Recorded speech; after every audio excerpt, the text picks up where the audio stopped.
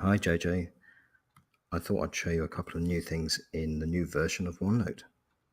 So for example, I could do y equals mx plus c, and I can highlight that, click the maths button, it recognizes that. I can click the ink to maths and that would turn this handwritten maths into obviously the nicely rendered version. Or I could do a plot. I can change the values of C and M as I see fit. Then I can zoom in if I want to into the axes.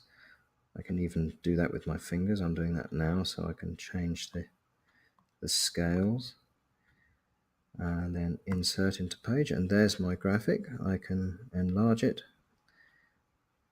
and I really like that. It's cool.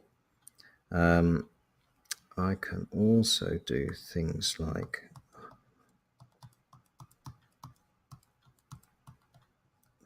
that.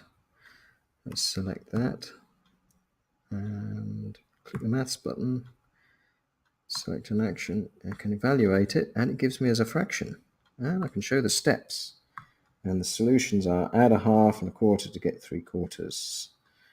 So, and then we get 3/4 minus a fifth, subtract a fifth from 3/4 to get 11/20. It's not particularly intuitive, or that's not a great solution, but anyway, let's try something else. Let's try the derivative of x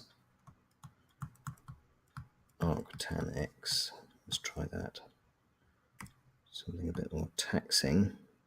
Select that, click the maths button, select an action, differentiate with respect to x, it says. Okay, and it tells me what the derivative is, or I can integrate. Again, I can evaluate it, and it tells me actually what the derivative is, which is pretty cool. Let's do something slightly simpler. Let's try, let's just try x sine x. Let's not put the derivative in there. Click the maths button. Now I can factorize it, evaluate it, plot it in 2D, differentiate with respect to x. Oh, it's misunderstood the x inside the bracket, so I'll just fix that.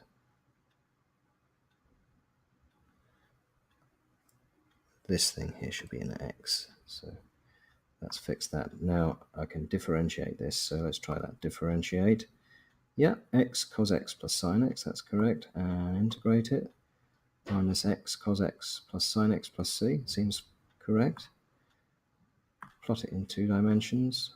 Insert that on the page. Really nice.